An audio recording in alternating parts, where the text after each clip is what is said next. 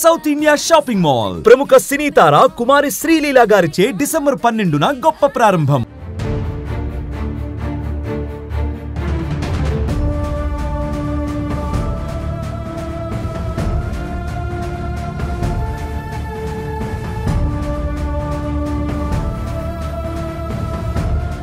విధి నిర్వహణలో ఉన్న సుమన్ టీవీ రిపోర్టర్ మీద అత్యంత అమానుషంగా దాడి చేశారు. మోహన్ బాబు కాలేజీకి సంబంధించిన విద్యా సంస్థల బయట కవరేజ్కి వెళ్ళిన రిపోర్టర్పై అక్కడ ఉన్నటువంటి బౌన్సర్లు దాదాపు 20 మంది నుంచి 30 మంది ఏకదాటిగా వచ్చి దాడి చేశారు. ఈ దాడిలో కెమెరామెన్తో పాటు రిపోర్టర్ కూడా తీవ్ర గాయాలయ్యాయి. అంతేకాకుండా లోపలికి తీసుకెళ్లి ఏదైతే కెమెరా ఉందో కెమెరాలతో పాటు చిప్స్ను వీటన్నింటినీ కూడా ధ్వంసం చేశారు. అసలు ఏం జరిగింది అనేది ప్రస్తుతం మనతో పాటు రిపోర్టర్ ఉన్నారు. అక్కడ జరిగిన సిచ్యువేషన్ ఒకసారి అడిగి తెలుసుకున్న అసలు ఏం జరిగింది ఉమాశంకర్?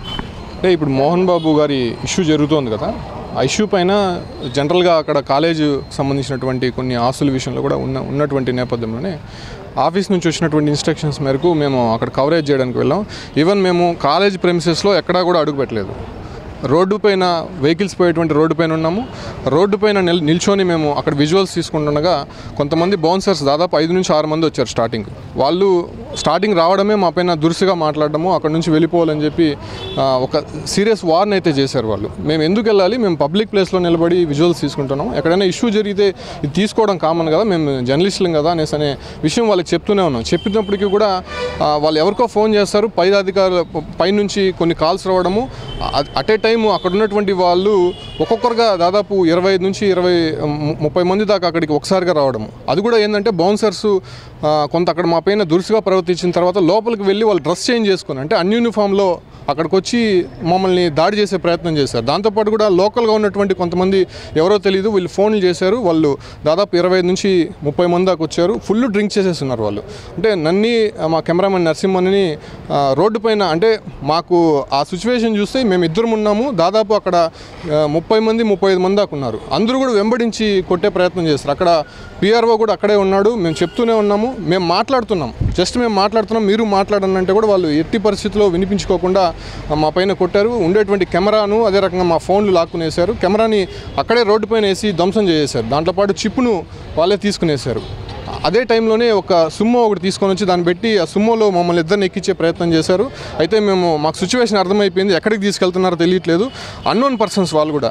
కాబట్టి మేము అక్కడ నుంచి కొంత బలవంతంగా వెనక్కి వచ్చేసిన తర్వాత మమ్మల్ని కాలేజ్ ప్రెమిసెస్ లోపలికి తీసుకెళ్లారు. లోపలికి తీసుకొని వెళ్ళి అక్కడ కూర్చోబెట్టి నానా బూతులు తిడుతున్నారు వాళ్ళు.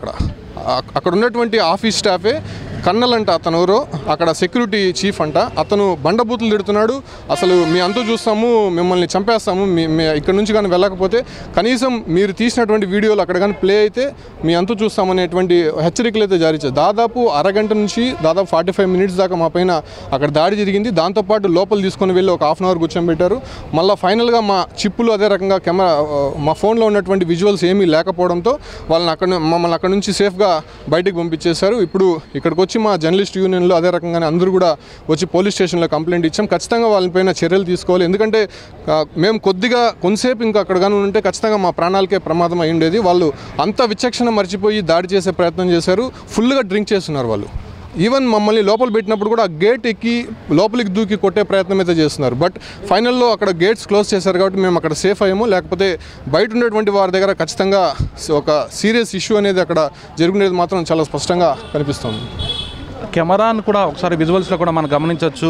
ఎంత దారుణంగా అంటే కెమెరాను పూర్తిగా పగిలిపోయి దీనటువంటి చిప్స్తో సహా బయటికి తీసేసిన పరిస్థితి. అంతేకాకుండా కెమెరామెన్ ఏదైతే ఉన్నారో కెమెరా లాక్కునే క్రమంలో భాగంగా దెబ్బలు అంటే పిడిగుద్దులు గుద్దారు. అంతేపాటు తలతో పాటు మొత్తం బాడీ మీద కూడా ఎక్కడంటే అక్కడ చాలా దారుణంగా కొట్టే ప్రయత్నం అయితే చేశారు. దాంతోపాటు అక్కడ ఉన్నటువంటి అందరూ కూడా ఇదేదో మేము సామ్రాజ్యంలో ఉన్నాము, మా కోటలోకి ఎవరూ రాకూడదు అన్న ఒక ఫీలింగ్లో కూడా అక్కడ ఉన్నటువంటి విద్యాసంస్థలో ఉన్నటువంటి వారందరూ కూడా భావిస్తుంటారు. దీన్ని అంతటి కూడా జర్నలిస్ట్ సంఘాలు అన్నీ కూడా ఖండిస్తున్నాయి. ప్రస్తుతం మనతో పాటు జర్నలిస్ట్ సంఘాల నాయకులు ఉన్నారు, వారితో కూడా మాట్లాడే ప్రయత్నం చేద్దాం.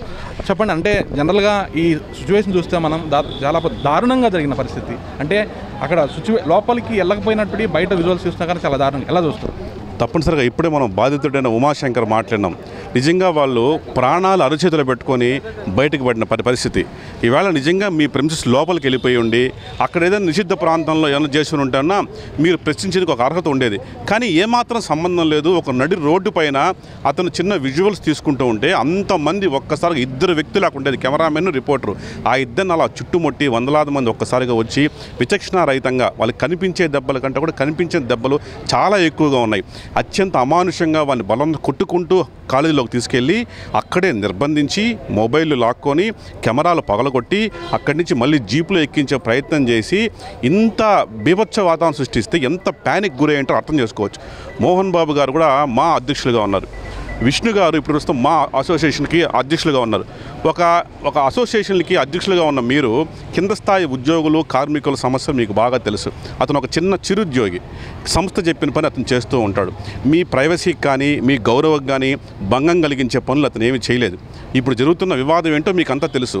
ఆటోమేటిక్గా ఇట్లాంటి వార్తను మీడియా కవర్ చేస్తుంది. ఇది ఆ అసోసియేషన్లకు అధ్యక్షులుగా పనిచేసిన మీకు బాగా తెలుసు. కానీ ఇలా ఇంత దాడి మీకు తెలియకుండా జరిగిందని మేము అనుకోవట్లేదు. పోనీ ఒకవేళ మీ సిబ్బందికి అంత చనువు అంత ధైర్యం దక్కడం కూడా అత్యంత ఆశ్చర్యం కలిగిస్తుంది. క్రమశిక్షణకు మారుపేరుగా చెప్పుకునే విద్యా సంస్థల ప్రతినిధులు కావచ్చు, సిబ్బంది కావచ్చు, ఒక మీడియా సంస్థ ప్రతినిధుల పైన ఇట్లా కనీసం చావు దెబ్బలు కొట్టి అతను అరచేతులు చేతుల్లో పెట్టుకొని బయటకు వచ్చే పరిస్థితి కలిగిందంటే దీనికి కారణం ఎవరు? పోలీసులు ఒక్కసారిగా ఈ ఘటన చాలా సీరియస్గా తీసుకొని మేము ఎస్పీతో కూడా మాట్లాడడం జరిగింది. ఇక్కడ దగ్గరలో ఉన్న సీసీ ఫుటేజ్ అంతా కూడా పరిశీలించమని చెప్పాం. మా వద్ద ఉన్న కొన్ని ఆధారాలు ఇచ్చాం. ఇప్పుడే పగిలిపోయిన కెమెరా ఇచ్చాం. అతను చొక్కాయలు చింపేసి మరీ కొట్టారు. మొత్తం ఒళ్ళంతా గాయాలుంది. చూపించుకోలేని పరిస్థితుల్లో కూడా గాయాలున్నాయి. దీనికంతా బాధ్యత ఎవరు వహిస్తారు? ఇవాళ పోలీసులు దీన్ని చాలా సీరియస్గా తీసుకోవాలి. ఎవరైతే దాడికి పాల్పడ్డారో కనిపించే దృశ్యాలు విచారణ ద్వారా మొత్తం అందరిని కూడా బయట తీసి అందరిపై కూడా కఠిన చర్యలు అంటే హత్యాయత్నం కింద కేసు నమోదు చేయాలని తిరుపతి ప్రెస్ క్లబ్ తరపున మేము డిమాండ్ చేస్తున్నాం. మరికొంతమంది నాయకులు ఉన్నారో వారితో మాట్లాడే ప్రయత్నం చేద్దాం. అన్న చెప్పండి, అంటే కాలేజీకి సంబంధించిన పిఆర్ఓ ఎవరైతే ఉన్నారో ఈ పిఆర్ఓ అనేది జనరల్గా ఈ మీడియాల వాళ్ళకి మేనేజ్మెంట్కి ఒక అనుసంధానంగా ఉంటారు. ఆయన సమక్షంలోనే ఈ దాడి జరిగింది, ఆయన ప్రోద్బలంతోనే ఈ దాడి జరిగిందని చెప్పి అన్నటువంటి వారు కూడా చెప్పారు. దీని ఎలా చూస్తారు?